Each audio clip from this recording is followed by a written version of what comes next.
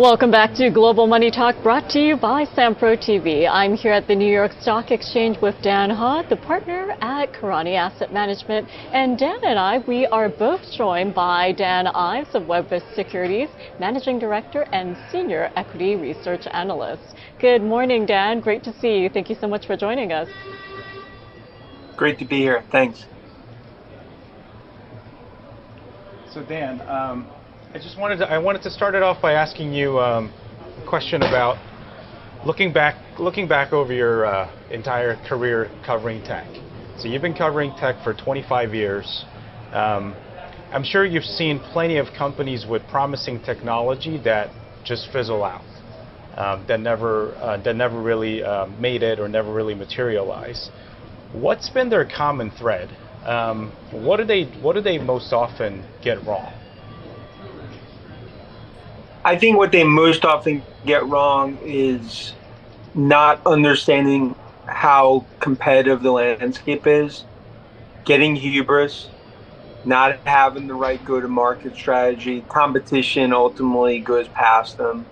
I mean, to some extent, it's just, I mean, if you look at Intel, I'm not, as an example, look what's happened in Intel, right? I mean, relative to other chip players. But in terms of on smaller companies or even some of the most innovative, you could have the best technology in the world, you still have to sell it. And I think that continues to really be that 1-2 punch that companies need to have.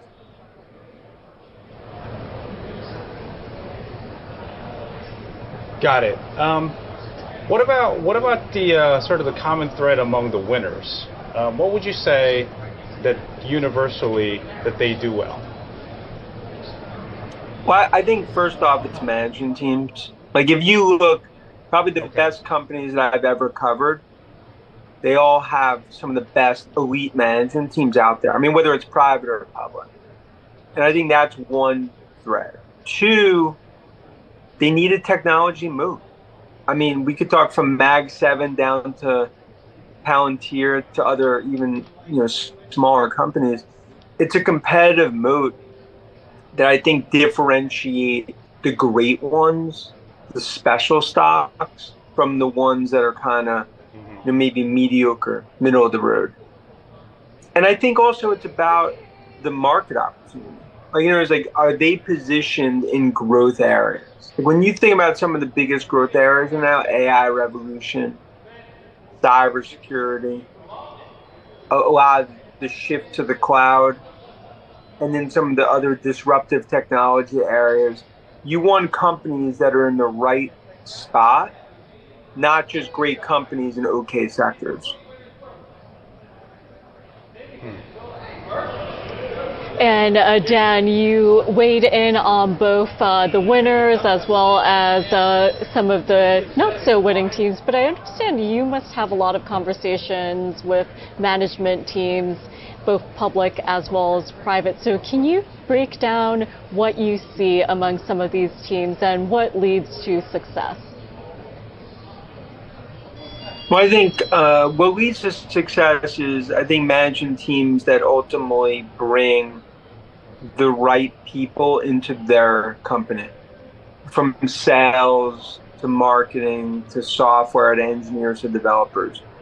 I think that's very important. And also, look, a lot of these companies, they're going to go through periods that could be rocky.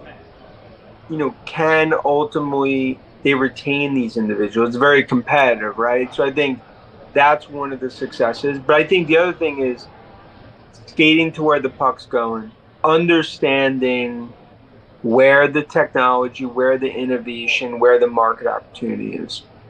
I think when you look at, and again, these are obviously some of the best companies in the world, but I think even when you look at like Jensen and Nvidia, I mean, you go back 3 years ago, investors are like, this is ridiculous going after AI.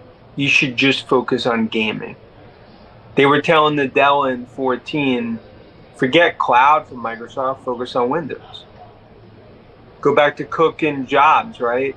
Don't focus on services, just focus on hardware.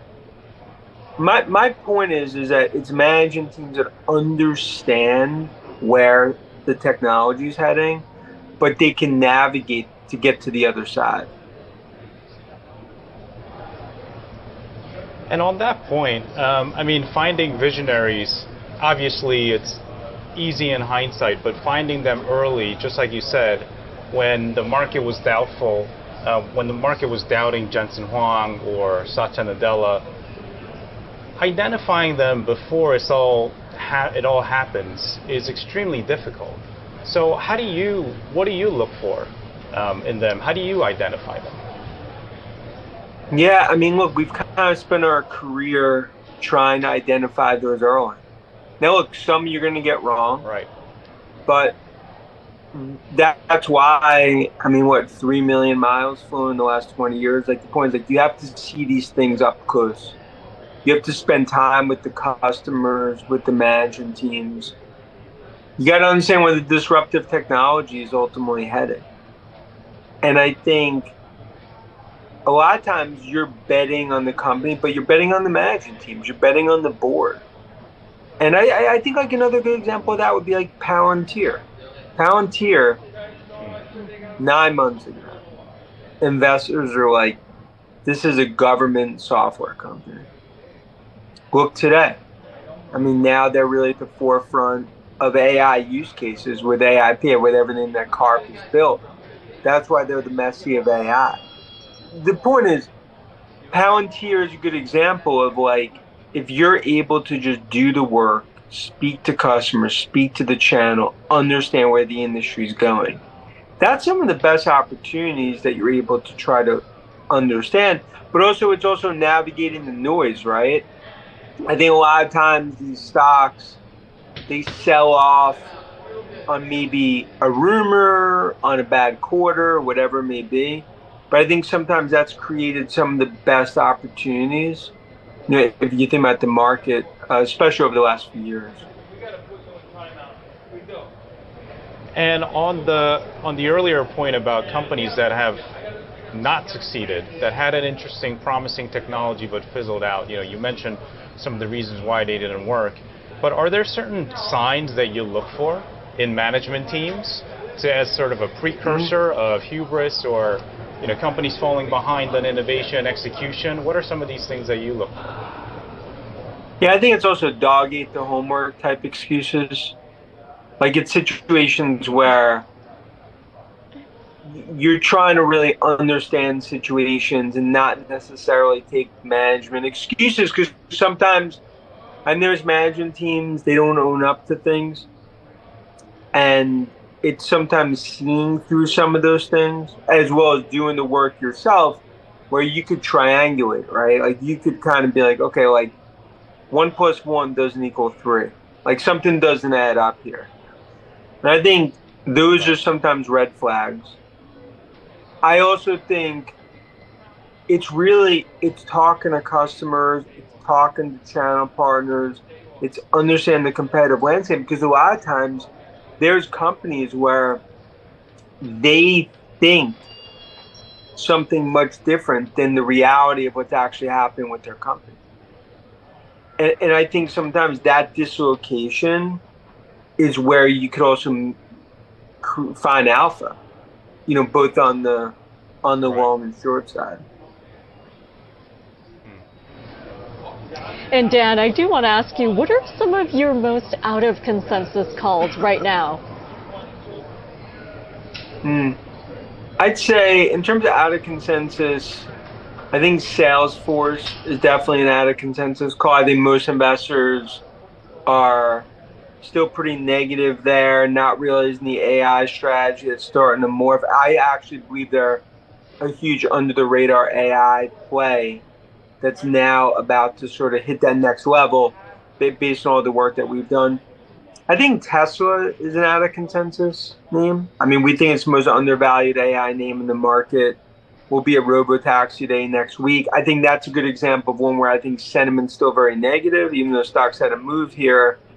And now it'd be an example. I think overall as a subsector, probably cybersecurity. Cybersecurity, I think, is probably the subsector that could have the biggest move in tech over the next 6 to 9 months. I think sentiment's pretty negative to subdued on that. And that would be names like CrowdStrike, Zscaler, Palo Alto, CyberArk, among others. Speaking of that, I think there is quite a bit of confusion, and rightfully so, as to where value is going to accrue as AI plays out. We've got the mega enterprise software companies like Microsoft, who really has installed base throughout corporate, not just America, but globally.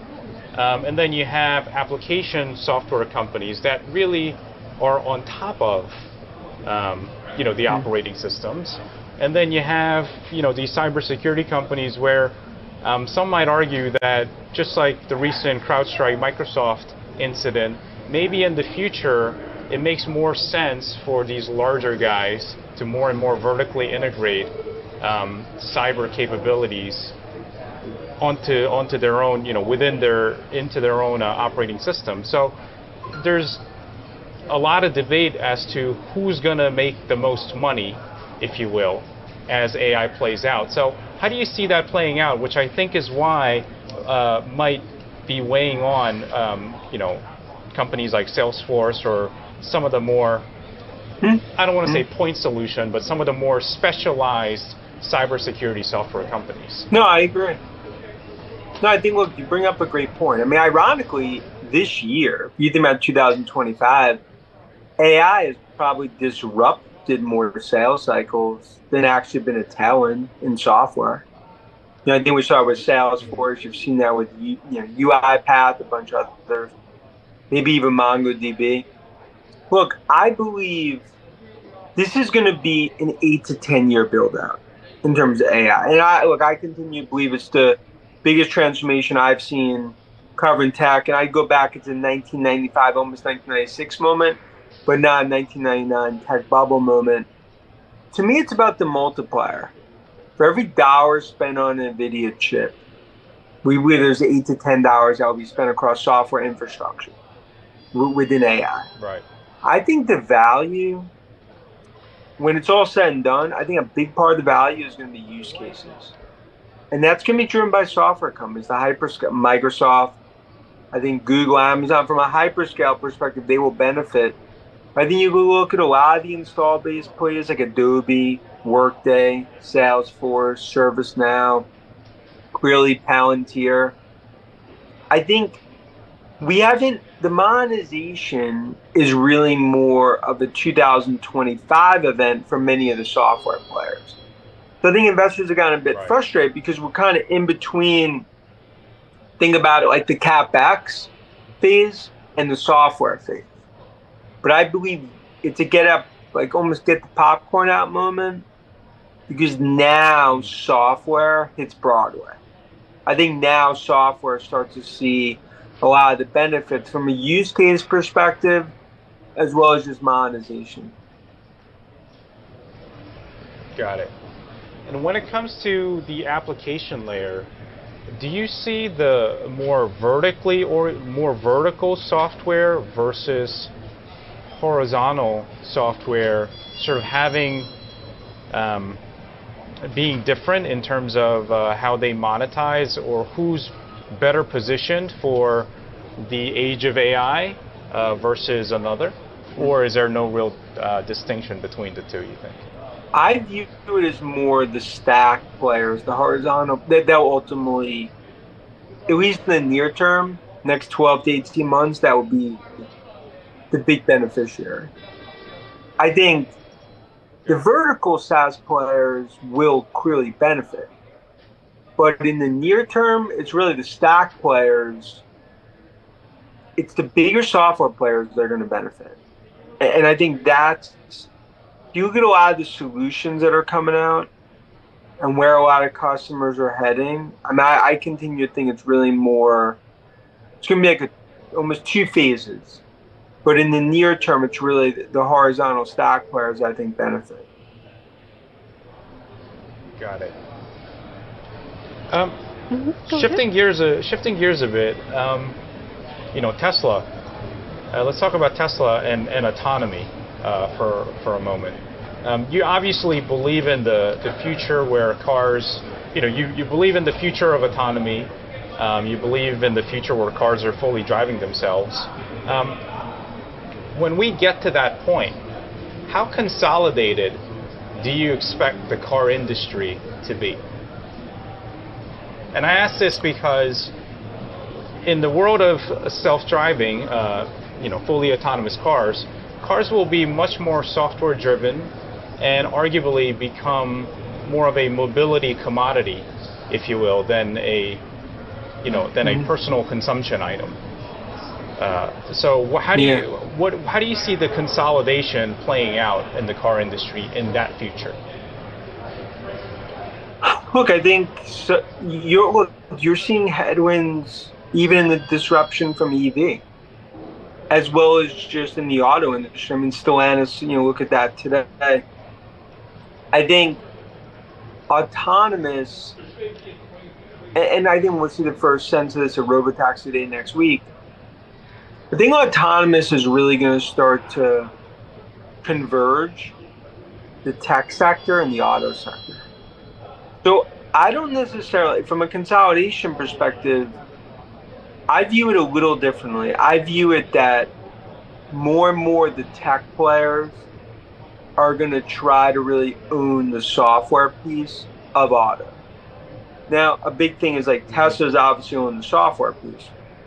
GM's trying to own more of the software piece. But I think autonomous is going to be the biggest disruptive technology. And I could argue like FSD and autonomous is probably one of the best use cases for AI. Now, clearly, vendors will fall by the wayside. There will be some consolidation. But I actually view autonomous as almost more the auto industry, as this all plays out, will start to be looked at more as disruptive tech rather than just traditional auto. Right. And speaking of going back to consolidation, autonomy is a software problem largely, and software is usually a winner-take-all or winner-take-most type of business. So do you see that happening in the auto software industry as well? Yeah. Well, there's two vendors that are really owning the sector right now, right? It's Tesla, and I think next week is obviously a huge event for them.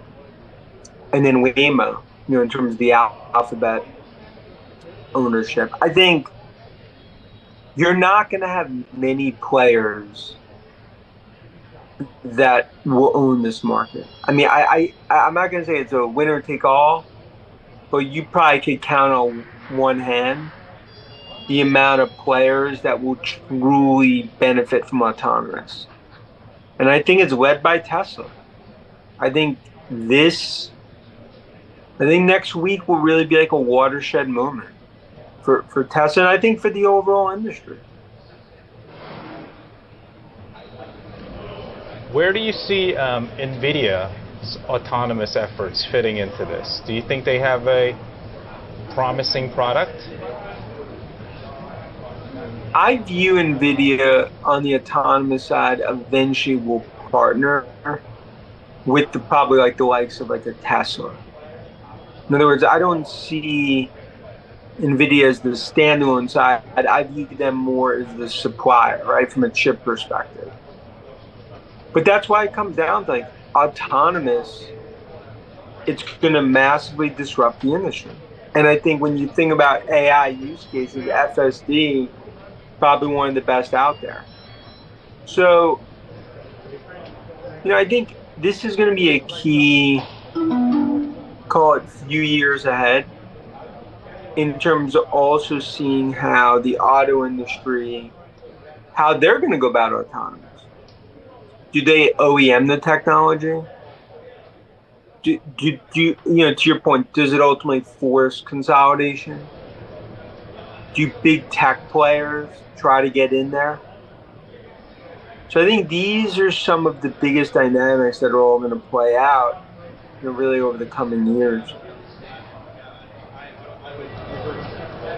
And right, and then eventually a lot of these auto manufacturers could, if we kind of look at what happened to the PC industry and a lot of other technology hardware subsectors, these automakers, whether they're traditional OEMs trying to survive or startup electric vehicle companies or Chinese EV companies, could really become more of a contract manufacturer of hardware while all the value accrues to the software owners.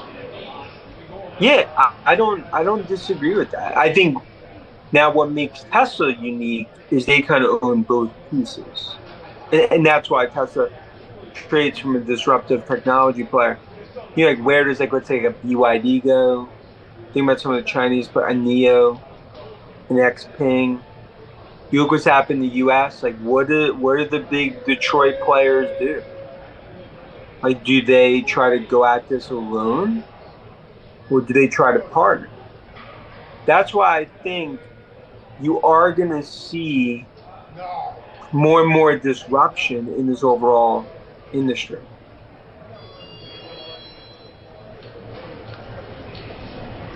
And before we move away from Nvidia, I do want to ask you in terms of semis, why don't you think the hyperscalers aren't a threat to Nvidia, not just the short term, but also long term?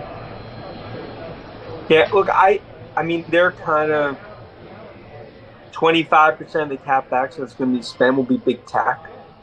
So that obviously is a huge beneficiary of Nvidia. Now, in terms of do they then start to do their own chips? Is it competitive? Look, down the road at one point, yeah, it's possible. But the godfather of AI, Jensen and Nvidia, are so far ahead of anyone else. So I still don't view it competitively. I view it more as maybe a co-opetition. But that's something that we don't see for the next 3-4 years, which is why we believe Nvidia, that's a name that continues to move higher, in our opinion. I'm not saying, look, AMD will be competitive, and and I think that's everything Lisa Su and AMD are doing are I think super interesting. I'm probably being undervalued by the market, but I don't necessarily see competition in that sense. As a follow-up to that, what role do you see ASICs playing in the age of AI, in the development of AI? There are both sides of the argument as to whether ASICs, obviously the pros are that they'll be more specialized, potentially cheaper, and even arguably faster and better at doing one thing specifically. But on the other hand, companies are making billions of dollars worth of investments. They want to maintain flexibility. So what do you see ASICs doing in terms of the development of the build out of the AI infrastructure? I think that becomes just more specialized. And look, I mean, Asia, 2 times in the last 6 weeks? I think that's a big focus area in terms of where everything's heading. I think it's really going to be more specialization and more segmentation in terms of that market and how it all plays out for AI. No doubt, companies want to see the payback, but I think there's a recognition that when you think about the AI revolution, it's kind of changing the market permanently. And I think there's going to be different subsectors, not just ASICs, but pieces of software on the data center side that are going to be disrupted going forward.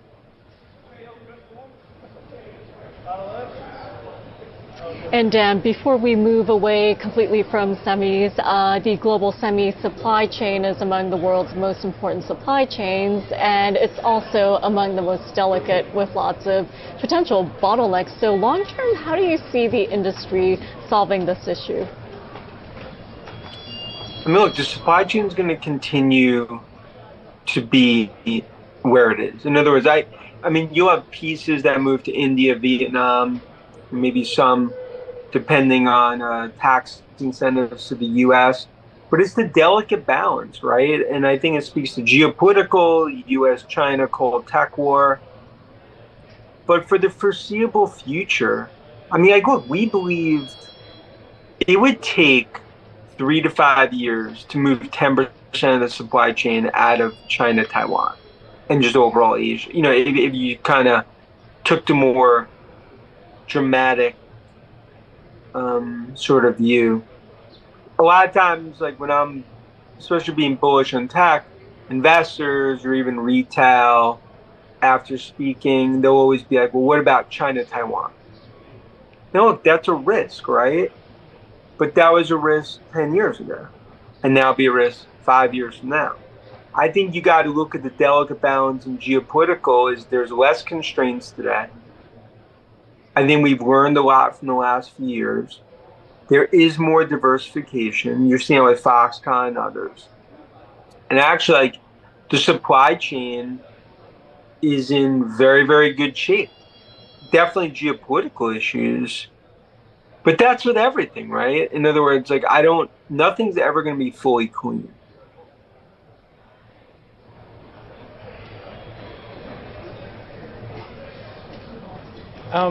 Coming back to cyber, I remember a few years ago, Pat Gelsinger, when he was running VMware, talked about how there are too many vendors in cyber, and consolidation is inevitable because enterprises don't want to deal with more and more vendors.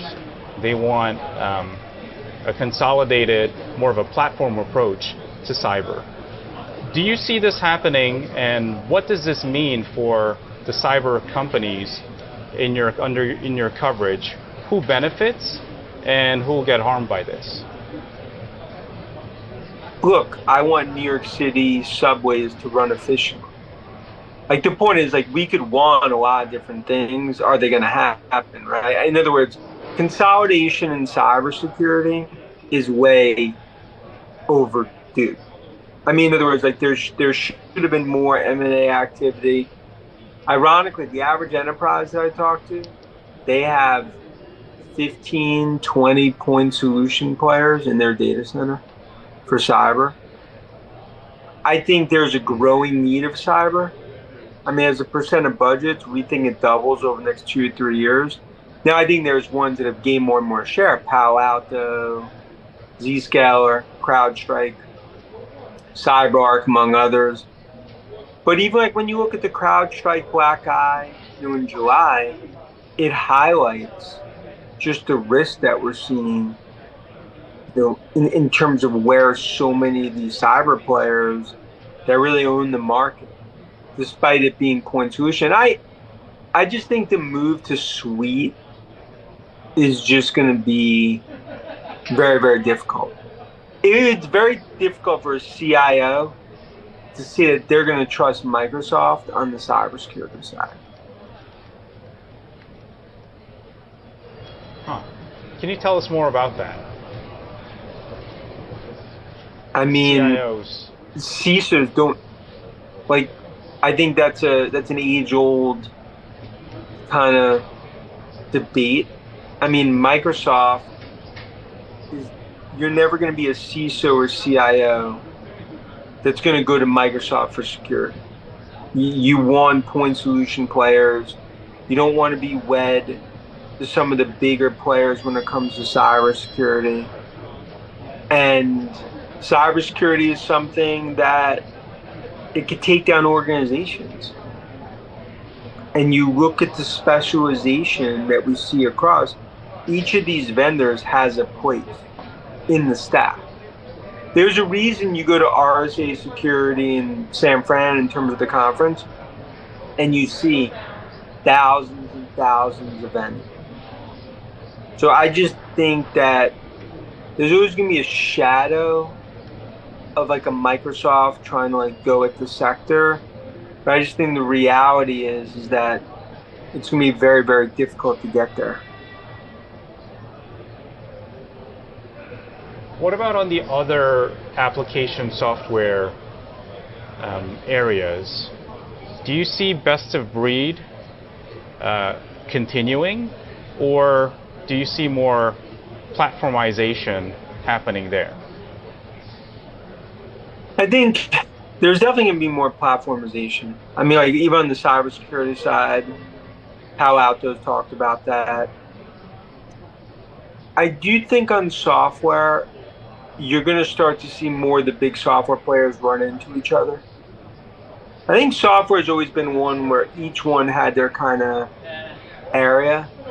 And now, just given what we're seeing with AI, with shift to the cloud, it's an unprecedented market opportunity that we're seeing play out.